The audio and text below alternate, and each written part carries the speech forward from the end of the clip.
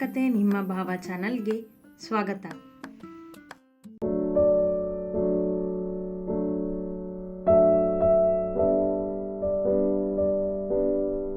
ಮಾರನೇ ದಿನಕ್ಕೆ ತಯಾರಾಗಬೇಕಿದ್ದ ಲಡ್ಡು ಬಾಕ್ಸ್ಗಳ ಬಗ್ಗೆ ಕೇಳಲು ಬಂದಿದ್ದ ಭಾರ್ಗವ್ ಪೂರ್ಣಳ ಅಂಗಡಿಗೆ. ಅವಳು ತನ್ನ ಜೊತೆ ಸರಿಯಾಗಿ ಮಾತನಾಡುತ್ತಿಲ್ಲ ಎಂಬುದು ಗಮನಕ್ಕೆ ಬಂದಾಗ ತಾನೇ ಖುದ್ದಾಗಿ ಬಂದಿದ್ದ ಅವಳನ್ನು ಕಾಡಲು.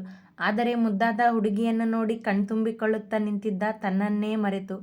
ಬಂದಿದ್ದ ವಿಷಯ ಮರೆತೇನು ಭಾರ್ಗವ್? ಮನ ಎಚ್ಚರಿಸಿದಾಗ ತನ್ನತ್ತ ಗಮನ ಕೊಡದವಳನ್ನು ಏಯ್ ಶುಗರ್ಲೆಸ್ ಎಂದು ಕೂಗಿ ಕರೆದ.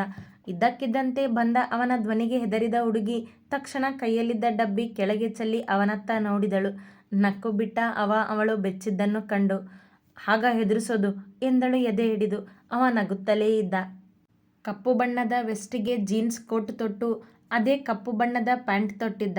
ಕಾಣುವ ಬರಿದಾದ ಎದೆಯ ಮೇಲೆ ಹೊಳೆಯುವ ಸರ, ಬಲಗೈಗೆ ಅದೇ ವಾಚ್, ಕಣ್ಣುಗಳಲ್ಲಿ ಅದೇ ಮಿಂಚಿನ ಹೊಳಪು, ಮುಖದಲ್ಲಿ ಅದೇ ಅಹಂಕಾರ ಇದ್ದವನ ನಗು ನೋಡಿ ಮೈಮರೆತಳು ಪೂರ್ಣ. ಅವನನ್ನೇ ನೋಡಿದವಳ ಎದೆ ಬಡಿತ ಎಂದಿನಂತೆ ಜೋರಾದರೆ ಮನ ಸೋತಿತು ಅವನಂದಕ್ಕೆ. ಅದೇನೋ ಈಗೀಗ ಅವನ ಮುಂದೆ ಅವಳ ಹೃದಯ ತಾಳ ತಪ್ಪುವುದು ಸಹಜವೇ ಆಗಿತ್ತು. ಪ್ರೀತಿಯಾಗಿತ್ತಲ್ಲವೇ ಅವಳಿಗೆ? ತನ್ನನ್ನೇ ನೋಡುತ್ತಿದ್ದವಳ ಮುಂದೆ 2 ಹೆಜ್ಜೆ ಬಂದು ಜೇಬಿನಲ್ಲಿ ಕೈಯಿಟ್ಟು ನಿಂತ ಭಾರ್ಗವ್, ಏನೇ ಹಾಗೆ ನೋಡ್ತಿದ್ಯಾ ಎಂದ ಗತ್ತಿನಲ್ಲಿ. ಅವಳ ಜೋರು ಧ್ವನಿಗೆ ಎಚ್ಚೆತ್ತ ಪೂರ್ಣ, ನೀನ್ಯಾಕೆ ಬಂದೆ ಎಂದಳು ತಲೆ ತಗ್ಗಿಸಿ ತನ್ನ ಕೆಲಸ ಮಾಡುತ್ತಾ. ಮೊದಲಾಡಿದ ಮಾತಿನಲ್ಲಿದ್ದ ಭಾವವೇ ಬದಲಾಯಿತು ಅವಳ ಮೊಗದಲ್ಲಿ ಮತ್ತೆ ಮಾತನಾಡಿದಾಗ. ಅದನ್ನವ ಗುರುತಿಸಿದ ಕೂಡ. ಇವತ್ತು ಸಂಜೆಗೆ ನಮ್ಮ ಆರ್ಡರ್ ಮುಗಿಸ್ಬೇಕಿತ್ತು ನೀನು, ಆದರೆ ಇನ್ನೂ ಪ್ಯಾಕ್ ಮಾಡೋದ್ರಲ್ಲೇ ಇದೆಯಾ ಕೇಳಿದ ನಿಂತುಕೊಂಡೆ. ನಾಳೆ ಬೆಳಗ್ಗೆ ಕೊಡ್ತೀನಿ. ನಾಳೆನೇ ನಮ್ಮದು ಸ್ಯಾಲ್ರಿ ಡೇ ಕಣೆ. ಹಾಗಾದರೆ ಇನ್ನೊಂದು ಅರ್ಧ ಗಂಟೆ ವೇಟ್ ಮಾಡು, ಇನ್ನೊಂದಿಷ್ಟು ಪ್ಯಾಕ್ ಮಾಡೋದಿದೆ, ಮುಗಿಸಿ ಕೊಡ್ತೀನಿ ಎಂದವಳು ತಲೆ ಎತ್ತಿ ನೋಡಲಿಲ್ಲ ಅವನತ್ತ. ಮಾತಲ್ಲೂ ಸೌಮ್ಯತೆ ಇತ್ತು. ಅದನ್ನು ಗ್ರಹಿಸಿದವ ಅವಳನ್ನೇ ನೋಡುತ್ತಾ ನಿಂತ. ಅವ ಮಾತನಾಡದೆ ನಿಂತದ್ದು ಏಕೆಂದು ತಿಳಿಯದೆ ನಿಧಾನವಾಗಿ ತಲೆ ಎತ್ತಿ ನೋಡಿದಳು ಹುಡುಗಿ. ಅವ ಅವಳನ್ನೇ ದಿಟ್ಟಿಸುತ್ತಿದ್ದ. ತಕ್ಷಣ ತಲೆ ಕೆಳಗೆ ಮಾಡಿದಳು ಮತ್ತೆ. ಯಾಕೆ ನನ್ನನ್ನು ನೋಡದೆ ಮಾತಾಡ್ತಿದ್ಯಾ? ನನ್ನ ಲುಕ್ಗೆ ಸೋತ್ಬಿಟ್ಟೇನು ಕೇಳಿದ ತನ್ನನ್ನೇ ಹೊಗಳುತ್ತಾ. ಅಷ್ಟೊಂದೆಲ್ಲ ಯೋಚನೆ ಮಾಡಿಬಿಡ, ಆ ಥರ ಏನೂ ಸೀನ್ ಇಲ್ಲ. ನಿನ್ನ ಮಾತೇ ಹೇಳುತ್ತೆ ನೀನು ಅಹಂಕಾರಿ ಅಂತ. ಮನ ಅವನ ಅಂದಕ್ಕೆ ಸೋತಿದ್ದರೂ ಸುಳ್ಳಾಡಿದಳು ಈಗಲೂ ತಲೆ ಎತ್ತದೆ. ತನ್ನ ಕಾಲುಗಳ ಮೇಲೆ ಕುಳಿತು ಅವಳನ್ನೇ ನೋಡಿದವ, ಸುಳ್ಳಾಡ್ಬಿಡುವೆ ಶುಗರ್ಲೆಸ್. ಭಾರ್ಗವ್ ಶರ್ಮಾ ನಾನು. ಈ ಮೈಸೂರು ಕಿಂಗ್ನ ನೋಡಿ ಫ್ಲ್ಯಾಟ್ ಆಗೋ ಹುಡುಗಿರಲ್ಲಿ ನೀನು ಒಬ್ಳು ತಾನೆ ಕೆಣಕಿದ ತುಸು ನಗುತ್ತಾ. ಅವನನ್ನೊಮ್ಮೆ ನೋಡಿದವಳು, ಕಿಂಗ್ ಅಂತ ನೀನೇ ಅಂದ್ಕೊಂಡಿದ್ಯಾ ಅಷ್ಟೇ, ನೀನೇನು ಕಿಂಗ್ ಅಲ್ಲ, ಹೇಳಿದ್ನಲ್ಲ ಆ ಥರ ಏನೂ ಇಲ್ಲ ಅಂತ ಎಂದಳು ಅವನನ್ನೇ ನೋಡಿ. ಅವಳ ಮಾತಲ್ಲಿ ಎಂದಿನಂತೆ ತನ್ನನ್ನು ಕಾಡುವ ಭಾವ ಇಲ್ಲವೆಂದೆನಿಸಿತು. ಆಗ ಅವಳನ್ನು ಸರಿಯಾಗಿ ಮಾತನಾಡಿಸಲೇಬೇಕೆಂದು ಬಯಸಿ, ಏನಾಗಿದೆ ನಿನಗೆ? ಯಾಕೋ ನನ್ನ ಮೇಲೆ ಯುದ್ಧಕ್ಕೆ ಬರ್ತಿಲ್ಲ ಕೇಳಿದ ಮೃದುವಾಗಿ. ಮಾಡುವ ಕೆಲಸ ಬಿಟ್ಟು ಮೌನವಾದಳು ಹುಡುಗಿ ಅವನನ್ನೇ ನೋಡಿ.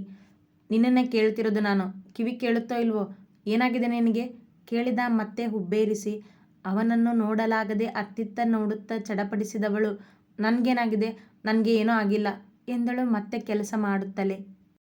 ಏನೋ ಆಗಿದೆ ಅಂತ ನನಗೆ ಕ್ಲಿಯರ್ ಆಗಿ ಗೊತ್ತಾಗಿದೆ, ಅದೇನು ಅಂತ ಹೇಳು ಸುಮ್ಮನೆ. ಅವಳ ವರ್ತನೆ ನೋಡಿ ಅನುಮಾನ ಬಲವಾಗಿತ್ತವನಿಗೆ. ಏನಿಲ್ಲ ಅಂತ ಹೇಳಿದ್ನಲ್ಲ ಎಂದು ಕೆಲಸ ಮಾಡುತ್ತಲೇ ಮಾತನಾಡುತ್ತಿದ್ದವಳ ಫೋನ್ ರಿಂಗ್ ಆಯಿತು. ರಿಸೀವ್ ಮಾಡಿ ಕಿವಿಗಿಟ್ಟಳು. ಹೇಳೋ ಅಮ್ಮ ಎನ್ನುತ್ತಾ. ಇನ್ನೂ ಎಷ್ಟೊತ್ತಾಗುತ್ತೆ ಪೂರ್ಣ ಕೇಳಿದರು ವರುಣ. ಇನ್ನೊಂದು ಗಂಟೆ ಆಗ್ಬಹುದಾ ಅಮ್ಮ, ಇನ್ನೂ ಸ್ವಲ್ಪ ಪ್ಯಾಕಿಂಗ್ ಇದೆ ಎಂದಳೊಮ್ಮೆ ಭಾರ್ಗವನನ್ನು ನೋಡಿ. ಸರಿ ಬೇಗ ಬಾ ಎಂದ ವರುಣ ಕಾಲ್ ಕಟ್ ಮಾಡಿದರು. ಫೋನ್ ಕೆಳಗಿಟ್ಟು ತನ್ನ ಕೆಲಸ ಮುಂದುವರಿಸಿದಳು ಮತ್ತೆ. ಇನ್ನೂ ತುಂಬ ಕೆಲಸ ಇದೆಯಾ ಕೇಳಿದ ಕಾಳಜಿಯಿಂದ. ಇಲ್ಲ, ಇದಿಷ್ಟು ಪ್ಯಾಕಿಂಗ್ ಮಾಡಿದರೆ ಮುಗೀತು ಎಂದಳು ಅವನನ್ನು ನೋಡದೆ. ನಾನು ಹೆಲ್ಪ್ ಮಾಡಲಾ ಕೇಳಿದ ಸರಿಯಾಗಿ ಅವಳಂತೆಯೇ ಕುಳಿತು. ಬೇಡ ನಾನೇ ಮಾಡ್ತೀನಿ ಎಂದಳು ಅವನತ್ತ ನೋಡಿ. ಮೊನ್ನೆ ನನಗೆ ಪಂಚೆ ಉಟ್ಕೊಳ್ಳೋದಕ್ಕೆ ನೀನು ಸಹಾಯ ಮಾಡಿದ್ದೆ ತಾನೆ, ಅದನ್ನು ರಿಟರ್ನ್ ಮಾಡ್ತೀನಿ ಇವತ್ತು ಎಂದವ ಅವಳ ಮುಂದಿದ್ದ ಖಾಲಿ ಬಾಕ್ಸ್ಗಳಲ್ಲಿ ಲಡ್ಡು ಇಡುತ್ತಾ ಕುಳಿತ. ಮತ್ತೆ ಪೂರ್ಣ ಅವನನ್ನೇ ನೋಡುತ್ತಾ ಕುಳಿತಳು ಕೆಲಸ ಬಿಟ್ಟು. ಎಷ್ಟಾದರೂ ಅವನ ಮೇಲೆ ಪ್ರೀತಿ ಆಗಿತ್ತಲ್ಲವೇ, ಹಾಗಾಗಿ ಸೋಲುತ್ತಿದ್ದಳು ಪದೇ ಪದೇ. ಕೈಯಲ್ಲಿ ಹಿಡಿದ ಮೊದಲ ಡಬ್ಬಿಗೆ 6 ಲಡ್ಡು ಇಟ್ಟು, ನೋಡು ಸರಿಯಾಗಿದೆಯಾ ಕೇಳಿದ ಅವಳತ್ತ ನೋಡಿ. ಆಗ ಅವಳು ತನ್ನನ್ನೇ ದಿಟ್ಟಿಸುತ್ತಿದ್ದಳೆಂದು ಗೊತ್ತಾಯಿತು. ನಾನು ಅಂದಕ್ಕೆ ಸೋತಿದ್ರೂ ಇಲ್ಲ ಅಂತ ಸುಳ್ಳು ಹೇಳಿ ಎಷ್ಟು ನಾಟಕ ಮಾಡ್ತೀಯ ನೋಡು ನೀನು ಎಂದ ತುಟಿಯಂಚಲ್ಲಿ ನಗುತ್ತಾ ಅವಳನ್ನು ಛೇಡಿಸಿ. ಹಾಗೇನಿಲ್ಲ ಎಂದಳು ಮಾತನಾಡಲಾಗದೆ ನೋಟ ಬದಲಿಸುತ್ತಾ. ಏನಿಲ್ಲ ಎಂದು ಸುಳ್ಳು ಹೇಳಬೇಕೀಗ ಅವಳು. ಮತ್ತು ಯಾಕೆ ಹಾಗೆ ನೋಡ್ತಿದ್ಯಾ ನನ್ನನ್ನು? ನಾನು ಹ್ಯಾಂಡ್ಸಮ್ ಇದ್ದೀನಿ ಕಣೆ, ಗೊತ್ತು ನನಗೆ. ಆದರೆ ಹೀಗೆ ಪದೇ ಪದೇ ನೋಡಿ ನನಗೆ ದೃಷ್ಟಿ ಆಗೋ ಹಾಗೆ ಮಾಡಬೇಡ ಎಂದವನ ಕೆಣಕುವ ಮಾತೇ ಚಂದ. ಅವನ ಮಾತಿಗೆ ಅವನನ್ನೇ ಕಿರುಗಣ್ಣಿನಿಂದ ನೋಡಿದವಳು, ಅದೆಷ್ಟು ಹೊಗಳ್ಕೋತೀಯ ನಿನ್ನನ್ನು ನೀನೇ ಎಂದಳು. ನೀನು ಹೊಗಳೋದಿಲ್ವಲ್ಲ ಅದಕ್ಕೆ ಎಂದು ಕಣ್ಣು ಹೊಡೆದ ಅವಳನ್ನೇ ನೋಡಿ ರೋಮಾಂಚನ ಅವಳಿಗೆ. ಅವಳ ಮನದ ಭಾವನೆಗಳ ಅರಿವಿಲ್ಲದೆ ಪದೇ ಪದೇ ಕೆಣಕುತ್ತಿದ್ದ ಭಾರ್ಗವ್ ಅವಳನ್ನು ತನ್ನ ನೋಟ ಮತ್ತು ಮಾತುಗಳಿಂದ, ನೋಡು, ನಾನು ಹೆಲ್ಪ್ ಮಾಡ್ತಿದ್ದೀನಿ ಅಂತ ನೀನು ಕೆಲಸ ನಿಲ್ಲಿಸ್ಬೇಡ, ಬೇಗ ಬೇಗ ಮಾಡು, ನಾನು ಹೋಗಬೇಕು ಎಂದವ ಕೈಯಲ್ಲಿದ್ದ ಡಬ್ಬಿ ಅವಳಿಗೆ ತೋರಿಸುತ್ತಾ, ಸರಿಯಾಗಿದೆ ತಾನೇ ಇದು ಎಂದು ಕೇಳಿದ. ಹಾಂ, ಸರಿಯಾಗಿದೆ ಎಂದವಳು ತನ್ನ ಕೈಗಳಿಗೆ ಕೆಲಸ ಕೊಟ್ಟಳು. ಮತ್ತೆ, ಹೌದು, ನನ್ನ ಪ್ರಶ್ನೆಗೆ ಉತ್ತರ ಕೊಡಲಿಲ್ಲ ನೀನು. ಕೇಳಿದವ ಅಷ್ಟು ಬೇಗ ತನ್ನ ಮಾತು ಮರೆಯುವವನಲ್ಲ. ಅವನ ಪ್ರಶ್ನೆ ಗೊತ್ತಿದ್ದರೂ ಅವನನ್ನೇ ನೋಡುತ್ತಾ, ಯಾವ ಪ್ರಶ್ನೆ ಎಂದಳು. ನನ್ನ ಜೊತೆ ಜಗಳಕ್ಕೆ ಬರದೆ ಸುಮ್ಮನೆ ಇದೆಯಾ ಯಾಕೋ, ಯಾಕೆ ಅಂತ ಹೇಳು ಕೇಳಿದ ಮತ್ತದೇ ಪ್ರಶ್ನೆಯನ್ನು. ನಾನು ಹೇಳಿದ್ನಲ್ಲ ಆ ಥರ ಏನಿಲ್ಲ ಅಂತ ಎಂದವಳ ಎದೆಬಡಿತದ ಬೆಲೆ ಅವನಿಗೆ ಈಗ ಗೊತ್ತಾಗಲಾರದು. ಮತ್ತೇನೂ ಮಾತನಾಡದೆ ಮಾಡುವ ಕೆಲಸದತ್ತ ಗಮನ ಕೊಟ್ಟನವ. ಪೂರ್ಣ ಕೂಡ ಏನೊಂದೂ ಮಾತನಾಡದೆ ಆಗಾಗ ಅವನನ್ನು ನೋಡುತ್ತಾ ಅವ ಲಡ್ಡು ತುಂಬಿಕೊಡುವ ಡಬ್ಬಿಗಳಿಗೆ ಕೂಪನ್ ಇಟ್ಟು ಪ್ಯಾಕ್ ಮಾಡುತ್ತಿದ್ದಳು. ಪ್ರೀತಿ ಕಣ್ಮುಂದಿರುವಾಗ, ಅವ ತನಗೆ ಸಿಗದಿರುವ ಎಂದು ಗೊತ್ತಿರುವಾಗ ಅವಳ ಮನದ ತೊಳಲಾಟ ಅವಳಿಗಷ್ಟೇ ಗೊತ್ತು. ತಾನು ಬೇಡವೆಂದರೂ ತನ್ನ ಮುಂದೆ ಕುಳಿತಿರುವವನನ್ನು ಅವನ ಕನಸಿನಲ್ಲಿ ನಡೆದಂತೆ ಹೊರದೂಡುವಳೇನು ಅವಳು? ಆ ಗುಣವೇನು ಅವಳದ್ದು? ಇಲ್ಲ, ಆ ಹುಡುಗಿಯೇ ಅಲ್ಲ ಅವಳು. ಅವ ತನಗೆ ಅಷ್ಟೊಂದು ತೊಂದರೆ ಕೊಡುವಾಗಲೇ ಕಟುವಾಗಿ ನಡೆದುಕೊಳ್ಳದವಳು ಈಗ ಅವನ ಮೇಲೆ ಪ್ರೀತಿಯಾಗಿರುವಾಗ, ಆ ಪ್ರೀತಿಯ ಅರಿವಿರುವಾಗ ಹಾಗೆ ನಡೆದುಕೊಳ್ಳಲು ಸಾಧ್ಯವೇ ಇಲ್ಲ ಅವಳಿಂದ. ಅವನಿಂದ ದೂರ ಇರಬೇಕೆಂದು ನಿರ್ಧರಿಸಿದ್ದ ಮನಕ್ಕೆ ಅವ ಎದುರಿಗೆ ಬಂದು ಕುಳಿತಿರುವ ಪರಿಸ್ಥಿತಿಗೆ ದೂರಲಾಗದೆ ಒದ್ದಾಡುತ್ತಿದ್ದಳು ಹುಡುಗಿ. 10 ನಿಮಿಷ ಕಳೆದಿತ್ತಷ್ಟೇ ಅವರಿಬ್ಬರ ಆ ಮೌನ ಮುರಿಯಲು ರಿಂಗಣಿಸಿತು ಅವನ ಫೋನ್. ರಿಸೀವ್ ಮಾಡಿ ಕಿವಿಗಿಟ್ಟವನೇ, ಹೇಳು ಸ್ವಪ್ನ ಎಂದ. ಅವನ ಆ ಮಾತು ಕಿವಿಗೆ ಬೀಳುತ್ತಿದ್ದಂತೆ ತಕ್ಷಣ ಅವನನ್ನೇ ನೋಡಿದಳು ಪೂರ್ಣ. ತೀರದ ಸಂಕಟ ಅವಳಲ್ಲಿ. ಸ್ವಪ್ನಳ ಹೆಸರು ಕೇಳಿದಾಗಲೆಲ್ಲ, ಭಾರ್ಗವ್, ಪಾರ್ಟಿ ಶುರುವಾಗಿದೆ ಆಲ್ರೆಡಿ, ಎಲ್ಲಿದೆಯಾ ನೀನು ಕೇಳಿದಳು ಸ್ವಪ್ನ. ಬರ್ತೀನಿ ಸ್ವಪ್ನ, ಇನ್ನೂ ಸ್ವಲ್ಪ ಹೊತ್ತು ಎಂದ ಭಾರ್ಗವ್. ಓಕೆ, ಬೇಗ ಬಾ ಎಂದವಳು ಕಾಲ್ ಕಟ್ ಮಾಡಿದ್ದಳು. ಆದರೆ ಅವರಿಬ್ಬರ ಮಾತಿಗೆ ಪೂರ್ಣಳ ಮೊಗ ಸಪ್ಪೆಯಾಯಿತು.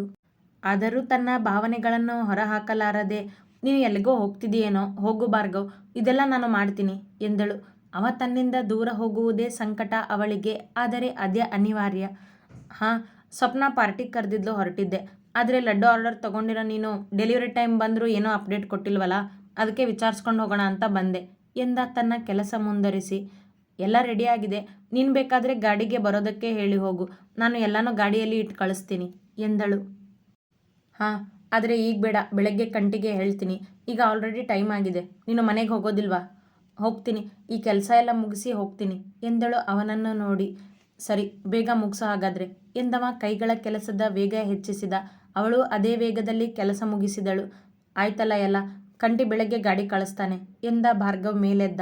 ಪೂರ್ಣ ಕೂಡ ಎದ್ದು ಅವನಿಗೆ ಕೈ ತೊಳೆಯಲು ನೀರು ಕೊಟ್ಟಳು. ಥ್ಯಾಂಕ್ಸ್ ಭಾರ್ಗವ್, ಹೆಲ್ಪ್ ಮಾಡಿದ್ದಕ್ಕೆ ಎಂದಳು ಅವ ಕೈ ತೊಳೆದು ನಿಂತಾಗ. ನನಗೆ ಥ್ಯಾಂಕ್ಸ್ ಬೇಡ ಎಂದವ ತನ್ನ ಕರ್ಚೀಫ್ ತೆಗೆದು ಕೈ ಒರೆಸುತ್ತಾ ನಿಂತ. ಸಾರಿ, ನಾನು ಕೇಳೋದಿಲ್ಲ ಎಂದು ಬಿಟ್ಟಳು. ತಕ್ಷಣ ಅವ ಅದನ್ನೇ ಕೇಳುವನೆಂದು ಊಹಿಸಿ, ಪರವಾಗಿಲ್ವೇ, ನನ್ನನ್ನು ತುಂಬ ಚೆನ್ನಾಗಿ ಅರ್ಥ ಮಾಡ್ಕೊಂಡಿದೀಯಾ ಎಂದ ಛೇಡಿಸಿ. ಎಲ್ಲ ಹೋಗುತ್ತೆ ಆ ಅಹಂಕಾರ ಅವನಿಗೆ ಕೇಳುವಂತೆಯೇ ಎಂದಳು. ನಿನ್ನ ಅಂಗಡಿ ಮುಚ್ಚಿಸ್ಬೇಕು ಅಂತ ಬಂದೋ ನಾನು, ಈಗ ನಿನಗೆ ಆರ್ಡರ್ ಕಂಪ್ಲೀಟ್ ಮಾಡೋದಕ್ಕೆ ಸಹಾಯ ಮಾಡ್ತಿದ್ದೀನಿ ಅಂದಮೇಲೆ ನೀನು ನನಗೆ ಥ್ಯಾಂಕ್ಸ್ಫುಲ್ ಆಗಿರಬೇಕು, ಅದು ಬಿಟ್ಟು ಅಹಂಕಾರಿ ಅಂತೀಯ ನನಗೆ ಗದರಿದ. ಶುರುವಾಯಿತು ಅವರ ಕೋಳಿ ಜಗಳ. ನಿನಗೆ ಸ್ವಲ್ಪ ಒಳ್ಳೆ ಬುದ್ಧಿನೂ ಇದೆ ಅಂತ ನಾನು ಅಂದ್ಕೊಂಡು ನಂಬೋ ಅಷ್ಟರಲ್ಲಿ ಮತ್ತೆ ನೀನು ಈ ಅಹಂಕಾರದ ದರ್ಶನ ಕೊಟ್ಟೇ ಬಿಡ್ತೀಯಲ್ಲ ನೀನು. ಇನ್ನೇನು ನಿನಗೆ ಥ್ಯಾಂಕ್ಸ್ಫುಲ್ ಆಗಿರೋದು ನಾನು? ಅಷ್ಟಕ್ಕೂ ನಾನೇನು ನಿನಗೆ ಹೆಲ್ಪ್ ಮಾಡೋ ಅಂತ ಹೇಳಿರಲಿಲ್ಲ, ನೀನೇ ರಿಟರ್ನ್ ಮಾಡ್ತೀನಿ ಅಂದಿದ್ದು ಎಂದವಳು ಈಗ ಅವನ ಜೊತೆ ಮೊದಲಿನಂತೆ ಮಾತನಾಡಿದ್ದಳು. ಇದು ಕಣೆ ವರಸೆ ಅಂದರೆ, ಮೆಚ್ತೀನಿ ನಿನ್ನನ್ನು ನಾನು. ಆದರೆ ಈ ಭಾರ್ಗವನ ಮುಂದೆ ಇದೆಲ್ಲ ನಡೆಯೋದಿಲ್ವೇ ಶುಗರ್ಲೆಸ್? ಜೇಬಿನಲ್ಲಿ ಕೈ ಇಟ್ಟು ನಿಂತು ಎಂದ. ಅವನ ಆಗರವಕ್ಕೆ ಅವಳ ಮುಖ ಗಂಟಾಯಿತು. ಅಮ್ಮ ನಿನಗೆ ಬ್ಯಾಲೆನ್ಸ್ ಪೇಮೆಂಟ್ ಕೊಡು ಅಂತ ಹೇಳಿದರು. ನಾನು ಪಾಪ ರಾತ್ರಿ ಆದರೂ ಕಷ್ಟಪಟ್ಟು ಕೆಲಸ ಮಾಡ್ತಿದ್ದಾಳೆ, ಕೊಟ್ಟು ಹೋದ್ರಾಯ್ತು ಅಂತ ಅಂದ್ಕೊಂಡಿದ್ದೆ. ಆದರೆ ಈಗ ನನ್ನ ಮೂಡ್ ಚೇಂಜ್ ಆಗಿದೆ ಎಂದ ಅವಳನ್ನೇ ದಿಟ್ಟಿಸುತ್ತಾ. ಅವಳು ತನ್ನ ಅಹಂಕಾರದ ಬಗ್ಗೆ ಮಾತನಾಡಿದಾಗಲೆಲ್ಲ ಅವ ಕೆರಡುವವನೇ. ಬ್ಯಾಲೆನ್ಸ್ ಪೇಮೆಂಟ್ ವಿಷಯ ಎಂದಾಗ ಪೂರ್ಣಳ ಮುಖಭಾವವೇ ಬದಲಾಯಿತು. ಅವಳ ಕಷ್ಟದ ಫಲವಲ್ಲವೇ ಅದು? ಕೈ ಸೇರದಿದ್ದರೆ ಅವಳ ಎಷ್ಟೋ ಕನಸುಗಳು ನುಚ್ಚು ನೂರಾಗುವುದು ಖಂಡಿತ. ಅದರಲ್ಲೂ ಅವನ ಅಹಂಕಾರ ಕಂಡವಳು. ಈಗ ಅವ ಮಾತನಾಡಿದ ಮಾತು ಅವಳನ್ನು ಕ್ಷಣ ಭಯಪಡಿಸಿದ್ದು ನಿಜ. ಈ ವಿಷಯದಲ್ಲಿ ನನ್ನ ಜೊತೆ ಆಟ ಆಡ್ಬಿಡ ಭಾರ್ಗವ್ ಎಂದಳು ಕಣ್ಣು ದೊಡ್ಡದು ಮಾಡಿ. ಕೆಲಸ ಅಂದರೆ ಕೆಲಸನೇ ಕಣೆ ನಂದು, ಅದರಲ್ಲಿ ನಿಯತ್ತು ಜಾಸ್ತಿ ನನಗೆ. ನಾನು ಹೆಚ್ಚೇನೂ ಮಾಡೋದಿಲ್ಲ. ನಿನಗೆ ಇವತ್ತು ಕೊಡಬೇಕಾಗಿರೋ ಚೆಕ್ನ ನಾಳೆ ಕೊಡ್ತೀನಿ ಅಷ್ಟೇ ಎಂದವನ ಮಾತು ಅವನ ಅಹಂಕಾರವೇ ತೋರಿದ್ದು. ಅತಿಯಾಗಿ ಆಡ್ತಿದ್ಯಾ ನೀನು ಎಂದಳು ಕೋಪದಿಂದ. ಹೌದು, ನನ್ನ ಎದುರಿಗೆ ಇರೋರು ನನಗೆ ಅತಿ ಎನಿಸಿದಾಗ ನಾನು ಅತಿಯಾಗಿಯೇ ಆಡೋದು ಎಂದ ಒತ್ತಿಯಾಗಿ ಹೇಳುತ್ತಾ. ಮಾತನಾಡಲಿಲ್ಲ ಪೂರ್ಣ. ನಾಳೆ ಆಫೀಸ್ಗೆ ಬಂದು ಅಲ್ಲಲ್ಲ ಮನೆಗೆ ಬಂದು ಎಂದವ ಗೊಂದಲಗೊಂಡವರಂತೆ ನಟಿಸುತ್ತಾ.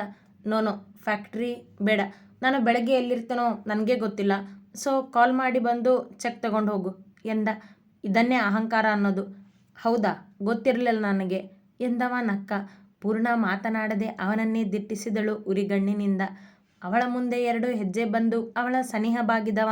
ಏಯ್ ಶುಗರ್ಲೆಸ್ ಕರೆದ ತನ್ನ ಅದೇ ಗತ್ತಿನ ಧ್ವನಿಯಿಂದ. ಹೊಳೆಯುವ ಅವನ ಕಂಗಳಲ್ಲಿ ಕೋಪವೇ ಇತ್ತು ಅವಳತ್ತ. ಮೈಸೂರಿನ ಕಿಂಗ್ ಕಣೆ ನಾನು, ನನ್ನನ್ನು ಅಷ್ಟು ಬೇಗ ಸೋಲಿಸೋದಕ್ಕೆ ಆಗೋದಿಲ್ಲ ನೀನು. ನನ್ನನ್ನು ಅಹಂಕಾರಿ ಅಂತ ಕರೆದಾಗಲೆಲ್ಲ ನೀನೇ ತೊಂದರೆ ಅನುಭವಿಸೋದು ಎಂದ ಅವಳ ಕಣ್ಣಲ್ಲಿ ಕಣ್ಣಿಟ್ಟು. ನೀನು ಮೊದಲು ಶುಗರ್ಲೆಸ್ ಅಂತ ಕರೆಯೋದನ್ನು ನಿಲ್ಲಿಸು ಭಾರ್ಗವ್. ಯಾರ್ಯಾರದ್ದೋ ಮುಂದೆ ನನ್ನನ್ನು ಹಾಗೆ ಕರೆಯೋ ಅಧಿಕಾರ ನಿನಗಿಲ್ಲ ಎಂದಳು ಬೆಳಗ್ಗೆ ಅವ ಸ್ವಪ್ನಳ ಮುಂದೆ ಹಾಗೆ ಕರೆದಿದ್ದನ್ನು ನೆನಪಿಸಿಕೊಂಡು. ಅದು ಅವನಿಗೂ ನೆನಪಾಯಿತು. ಕರಿತೀನಿ ಕಣೆ, ಎಲ್ಲರ ಮುಂದೆನೂ ಕರಿತೀನಿ. ನೀನು ಶುಗರ್ಲೆಸ್ ಸ್ವೀಟ್ ಅಂಗಡಿಯ ಓನರ್ ಶುಗರ್ಲೆಸ್ ಪೂರ್ಣ ಅಂತ ಮೈಸೂರಿಗೆ ಹೇಳ್ತೀನಿ ಎಂದ. ಹೌದಾ, ಹಾಗಾದರೆ ನೀನು ಲಡ್ಡು ಭಾರ್ಗವ್ ಶರ್ಮಾ ಅಂತ ಎಲ್ರಿಗೂ ಹೇಳ್ತೀನಿ ಎಂದಳು ಕೈಕಟ್ಟಿ ನಿಂತು. ಅವಳಂದ ಒಂದೇ ಮಾತು ಸಾಕವನಿಗೆ ಕೋಪ ಬರಲು. ಹಾಗೇನಾದರೂ ಮಾಡಿದರೆ ನನ್ನ ದಯೆಯಿಂದ ಉಳ್ಕೊಂಡಿರೋ ಈ ಅಂಗಡಿ ಮತ್ತೆ ಮುಚ್ಚೋ ದಾರಿಯನ್ನೇ ಹಿಡಿಯೋದು ಎಚ್ಚರಿಸುವಂತೆ ಎಂದ ಮತ್ತೆ. ಅವನ ಕಣ್ಣುಗಳು ಕೋಪದಿಂದ ತುಂಬಿಕೊಂಡವು. ಚಂದದ ಮಾತುಗಳಲ್ಲಿ ಕಳೆಯುತ್ತಿದ್ದ ಸಮಯ ಇದ್ದಕ್ಕಿದ್ದಂತೆ ಗಂಭೀರತೆಗೆ ತಿರುಗಿತು ಮಾತಲ್ಲೇ. ನೀನು ಬದಲಾಗೋದಿಲ್ಲ ಎಂದಳು ರೋಷದಿಂದ. ಅವ ಅಹಂಕಾರ ಬಿಡದಿದ್ದರೆ ಇವಳು ಸ್ವಾಭಿಮಾನ ಬಿಡದವಳು. ನನ್ನ ಸುದ್ದಿಗೆ ಬಂದರೆ ನಾನು ಯಾರನ್ನೂ ಬಿಡೋದಿಲ್ಲ ಎಂದನವ ಸಿಟ್ಟಿನಿಂದ. ನೀನು ನನ್ನ ಸುದ್ದಿಗೆ ಬರಬೇಡ. ಹಾಗಾದರೆ ಯಾಕೆ ಕೆಣಕ್ತೀಯ ಪದೇ ಪದೇ ನನ್ನನ್ನು? ನಿನ್ನ ಪಾಡಿಗೆ ನೀರು ಎಂದಳು ಜೋರು ಧ್ವನಿ ಮಾಡಿ. ಸುಡುಕೆಂಡವಾದ ಅವಳ ಮಾತಿಗೆ. ನನ್ನ ಮುಂದೆ ಧ್ವನಿ ಏರಿಸ್ಬೇಡ ಪೂರ್ಣ. ಕೆಂಪಾದವು ಅವನ ಕಂಗಳು ಕೋಪಕ್ಕೆ. ತಾಳ್ಮೆ ಕಡಿಮೆಯೇ ಅವನಿಗೆ. ಹಾಗಾದರೆ ನನ್ನನ್ನು ಮಾತಾಡಿಸದೆ ನನ್ನಿಂದ ದೂರ ಇರು ನೀನು ಎಂದವಳ ಸಂಕಟ ಅವಳ ಮನಕ್ಕೆ ಗೊತ್ತು. ಸುಟ್ಟ ಗಾಯದ ಮೇಲೆ ಉಪ್ಪು ಸುರಿದಂತೆ ಅವಳ ಹೃದಯ ವಿಲಿವಿಲಿ ಒದ್ದಾಡಿತು ಅವನಿಗೆ ಆ ಮಾತು ಹೇಳುವಾಗ. ನನಗೆ ಆರ್ಡರ್ ಮಾಡೋದಂದರೆ ಆಗೋದಿಲ್ಲ. ಈವನ್ ನನ್ನ ತಾಯಿ ಆರ್ಡರ್ ಮಾಡಿದರೂ ನಾನು ಸಹಿಸೋದಿಲ್ಲ. ಸೊ ನಿನ್ನಿಂದ ದೂರ ಇರು ಅಂತ ನೀನು ನನಗೆ ಹೇಳಬೇಕಿಲ್ಲ. ನಾನು ನಿನ್ನಿಂದ ದೂರ ಇರಬೇಕಂದ್ರೆ ನೀನು ಸಾರಿ ಕೇಳಬೇಕು. ಕೇಳ್ತೀಯಾ ಎಂದ ರೋಷದಿಂದ. ಒಂದು ಸಾರಿಗೋಸ್ಕರ ನನ್ನ ಹಿಂದೆ ಬಿದ್ದಿದ್ದೀಯಾ ನೀನು? ದಿ ಗ್ರೇಟ್ ಭಾರ್ಗವ್ ಶರ್ಮಾ ಒಂದು ಸಾರಿಗೋಸ್ಕರ ಹುಡುಗಿಯನ್ನು ಇಷ್ಟೊಂದು ಗೋಳಾಡಿಸಿದ್ದಾನೆ ಅಂತ ಗೊತ್ತಾದರೆ ನಿನ್ನ ರೆಪ್ಯುಟೇಷನ್ ಏನಾಗುತ್ತೆ ಅನ್ನೋದನ್ನು ಯೋಚನೆ ಮಾಡಿದೀಯಾ? ಇದೇ ಕಣೆ, ಇದೇ ನನಗೆ ಹುಡುಗಿರಲ್ಲಿ ಆಗದಿರೋ ವಿಷಯ. ನೀವು ಏನೇ ಮಾಡಿದರೂ ನಡೆಯುತ್ತೆ. ಅದೇ ನಾವು ಏನಾದರೂ ಮಾಡಿದ್ರೆ ಹುಡುಗಿ ಅನ್ನೋ ಕಾರ್ಡ್ನ ಪ್ಲೇ ಮಾಡಿಬಿಡ್ತೀರಾ ಎಂದು ದಿಟ್ಟಿಸಿದವನೇ. ಏಯ್ ಪೂರ್ಣಮಹೇಶ್ವರಿ, ನಿನ್ನಂಥ ಹುಡುಗಿರನ್ನ ಸಾಕಷ್ಟು ನೋಡಿದ್ದಾನೆ ಈ ಭಾರ್ಗವ್ ಶರ್ಮಾ. ಅವರಿಗೆಲ್ಲ ಹೆದರದೇ ಇರೋನು ನಿನಗೆ ಹೆದರ್ಬಿಡ್ತಾನ? ನೆವರ್. ಇಷ್ಟು ದಿನ ಹೋಗ್ಲಿ ಬಿಡು ಅಂತ ನಾನು ಒಂದೆರಡು ಮಾತು ಚಂದ ಏನು ಮಾತಾಡಿದೆ, ಅದೇ ನಿನಗೆ ಧೈರ್ಯ ಕೊಟ್ಬಿಡ್ತು ಅಲ್ವಾ ಎಂದವನ ಕೆಟ್ಟ ಮುಖವೊಂದು ಮತ್ತವಳ ಮುಂದೆ ರಾರಾಜಿಸುತ್ತಿತ್ತು. ಭಾರ್ಗವ್, ನನಗೆ ನಿನ್ನ ಜೊತೆ ಜಗಳ ವಾದ ಏನೂ ಬೇಕಾಗಿಲ್ಲ. ಸುಮ್ಮನೆ ಹೋಗು ಇಲ್ಲಿಂದ. ಅವನನ್ನು ನೋಡದೆ ಮುಖ ತಿರುಗಿಸಿ ಎಂದಳು ಹುಡುಗಿ. ಅವನಾಡುವ ಮಾತುಗಳು ಅವಳ ಸ್ವಾಭಿಮಾನವನ್ನು ಕೆಣಕುತ್ತಿದ್ದರು. ಅವನ ಜೊತೆ ಏನೊಂದು ಮಾತು ಬೇಡವೆಂದು ನಿರ್ಧರಿಸಿಬಿಟ್ಟಳು. ತಾಳ್ಮೆ ವಹಿಸಿದಳು. ಆದರೆ ನನಗೆ ಬೇಕು. ನನ್ನ ರೆಪ್ಯುಟೇಷನ್ ಏನಾಗುತ್ತೋ ಆಗಲಿ. ನನ್ನನ್ನು ಮಾತಲ್ಲೇ ಹೆದರ್ಸೋಕೆ ನೋಡ್ತಿದ್ಯಾ ಅಲ್ವಾ ನೀನು? ಈಗ ಹೇಳ್ತೀನಿ ಕೇಳು. ನೀನು ಸಾರಿ ಕೇಳೋವರೆಗೂ ನಾನು ನಿನಗೆ ಎದುರಾಗ್ತಾನೇ ಇರ್ತೀನಿ. ನನಗೆ ನನ್ನ ರೆಪ್ಯುಟೇಷನ್ಗಿಂತ ನೀನು ಕೇಳೋ ಸಾರಿನೇ ಮುಖ್ಯ. ಈಗ ಹೋಗ್ತೀನಿ ಕಣೆ ಶುಗರ್ಲೆಸ್. ಆದರೆ ನೆನ್ಪಿಟ್ಕೋ, ನಾಳೆ ನೀನು ನಿನ್ನ ಬ್ಯಾಲೆನ್ಸ್ ತೊಗೊಂಡು ಹೋಗೋದಕ್ಕೆ ನನ್ನ ಹತ್ರನೇ ಬರಬೇಕು. ಆಗ ನೀನು ಸಾರಿ ಕೇಳಲೇಬೇಕು ಎಂದವನೇ ಅಲ್ಲಿಂದ ನಡೆದು ಬಿಟ್ಟ ಕಾರ್ ಹತ್ತಿ. ಅವನ ಕೋಪ ಕಂಡ ಪೂರ್ಣಳ ಕಂಗಳು ತುಂಬಿದವು. ಮೊದಲಿನ ಹಾಗೆ ಅವನ ಮೇಲೆ ಕೋಪವಿಲ್ಲವಲ್ಲ ಅವಳಿಗೆ. ಪ್ರೀತಿ ಹುಟ್ಟಿದ ಮೇಲೆ ತಡೆಯುವುದಾದರೂ ಹೇಗಿವಳು? ಇಂಥ ಅಹಂಕಾರಿ ಮೇಲೆ ನಿನಗೆ ಪ್ರೀತಿ ಭಾವನೆ ಆದರೂ ಹೇಗೆ ಮೂಡ್ತು ಪೂರ್ಣ ಕೇಳಿತು ಮನ. ಉತ್ತರ ಅವಳಿಗೆ ಗೊತ್ತಿಲ್ಲ. ತನ್ನ ಕೆಲಸ ಮುಗಿಸಿ ಮನೆಗೆ ನಡೆದಳು ಭಾರ್ಗವನ ಯೋಚನೆಗಳಲ್ಲೇ ಬೇಸರದಲ್ಲೇ. ತಡವಾಗಿಯೇ ಮನೆ ತಲುಪಿದಾಗ ಹೊಟ್ಟೆ ತುಂಬ ಊಟ ಮಾಡದೆ ನಿದ್ದೆ ಮಾಡದೆ ಅಳದೇ ಇರಲಿಲ್ಲ ಹುಡುಗಿ ಅವನ ಮಾತುಗಳನ್ನು ನೆನಪಿಸಿಕೊಂಡು. ಪಾರ್ಟಿಗೆಂದು ಬಂದಿದ್ದ ಭಾರ್ಗವ್ ಉತ್ಸಾಹವನ್ನೇ ಮರೆತಿದ್ದ. ಕಾರಣ ತನಗೆ ಬಿದ್ದ ಕನಸಿನಂತೆಯೇ ಪೂರ್ಣ ಅವನನ್ನು ಅಂಗಡಿಯ ಹೊರ ಹೋಗೆಂದಿದ್ದಳು. ಆದರೆ ಅವ ಬೇಡಿರಲಿಲ್ಲವಷ್ಟೇ ಅವಳನ್ನು. ಕೈಯಲ್ಲಿ ಮದ್ಯ ತುಂಬಿದ ಗ್ಲಾಸ್ ಪದೇ ಪದೇ ತುಂಬಿ ಅವನ ಹೊಟ್ಟೆಯಲ್ಲಿ ಸೇರುತ್ತಲೇ ಇತ್ತು. ತಲೆ ದಿಮ್ ಎನ್ನುವ ಆ ಹಾಡು ಕುಣಿಯುವವರತ್ತ ಗಮನವಿಲ್ಲ ಅವನಿಗೆ. ಇಹದ ಅರಿವಿಲ್ಲದಂತೆ ಪೂರ್ಣ ಆಡಿದ ಮಾತುಗಳನ್ನೇ ನೆನಪಿಸಿಕೊಳ್ಳುತ್ತಾ ಅವಳ ಮೇಲೆ ಕೆಂಡ ಕಾರುತ್ತಾ ಕುಳಿತಿದ್ದ ಭಾರ್ಗವ್. ಅವಳು ಅಹಂಕಾರಿ ಎನ್ನುವುದೇ ಇವನ ಕೋಪಕ್ಕೆ ಕಾರಣ ಈಗ. ಧೈರ್ಯದಿಂದ ಅವಳು ತನ್ನನ್ನು ಎದುರಿಸಿ ನಿಲ್ಲುವುದೇ ಇವನಿಗೆ ಸಹಿಸಲಾರದ ಸತ್ಯ. ಎಷ್ಟು ಕೊಬ್ಬು ಅವಳಿಗೆ! ನನ್ನನ್ನೇ ಅಹಂಕಾರಿ ಅಂತಾಳೆ, ಮತ್ತೆ ಮತ್ತೆ ಕೆಣಕ್ತಾಳೆ ನನ್ನನ್ನು. ಇಷ್ಟೆಲ್ಲ ನಾನು ಅವಳಿಗೆ ತೊಂದರೆ ಕೊಟ್ಟಿದ್ರು, ನನ್ನ ಶಕ್ತಿ ಏನು ಅಂತ ಗೊತ್ತಿದ್ರೂ ನನ್ನನ್ನು ಎದುರು ಹಾಕೋತಾಳೆ. ಅಷ್ಟೊಂದು ಧೈರ್ಯನ ಇವಳಿಗೆ? ಇಲ್ಲ, ನಿನ್ನೀ ಧೈರ್ಯನ ನಾನು ಸಹಿಸೋದಿಲ್ಲ ಪೂರ್ಣ ಎಂದುಕೊಂಡವ ಮತ್ತೆ ಗ್ಲಾಸ್ ಖಾಲಿ ಮಾಡಿದ. ಭಾರ್ಗವ್, ಕಮ್ ಲೆಟ್ಸ್ ಡ್ಯಾನ್ಸ್ ಕರೆದಳು ಸ್ವಪ್ನ ಅವನ ಬಳಿ ಬಂದು. ಅವಳು ಕುಡಿದು ಕುಣಿಯುತ್ತಿದ್ದಳು. ನೋ ಸ್ವಪ್ನ, ನಾನು ಬರೋದಿಲ್ಲ, ನೀನು ಎಂಜಾಯ್ ಮಾಡು ಎಂದವ ಅವಳು ಹಿಡಿದಿದ್ದ ತನ್ನ ತೋಳು ಬಿಡಿಸಿಕೊಂಡ. ಕಮಾನ್ ಭಾರ್ಗವ್ ಮತ್ತೆ ಕರೆದಳು ಬಿಡದೆ. ಹೇಳಿದ್ನಲ್ಲ ನೋ ಅಂತ, ದೆನ್ ಲೀವ್ ಎಂದ ಬಿರುಸಾಗಿ. ಅವನ ಕೆಂಪಾದ ಕಣ್ಣುಗಳಲ್ಲಿನ ಕೋಪ ಕಂಡ ಸ್ವಪ್ನ ಅವನಿಂದ ಸರಿದು ನಡೆದಳು. ಮತ್ತೆರಡು ಗ್ಲಾಸ್ ಕುಡಿದ ಭಾರ್ಗವ್ ಫೋನ್ ಹಿಡಿದು ಕಂಠಿಗೆ ಕರೆ ಮಾಡಿದ, ಬಂದು ತನ್ನನ್ನು ಕರೆದುಕೊಂಡು ಹೋಗಲು ಹೇಳಿ. ಅವನ ಮಾತಿಗೆ ಒಪ್ಪಿದ ಕಂಠಿ ಅರ್ಧ ಗಂಟೆಯಲ್ಲಿ ಬಂದು ಭಾರ್ಗವ್ನನ್ನು ಕರೆದುಕೊಂಡು ಮನೆಗೆ ನಡೆದಿದ್ದ. ಅತಿ ಹೆಚ್ಚಿನ ಕಥೆಗಳಿಗಾಗಿ ಹಿಂಬಾಲಿಸಿ ಪ್ರತಿಲಿಪಿ ಆ್ಯಪ್ನಲ್ಲಿ ಪ್ರತಿಮಾ ಎಸ್.ಎಚ್. ಅವರನ್ನು.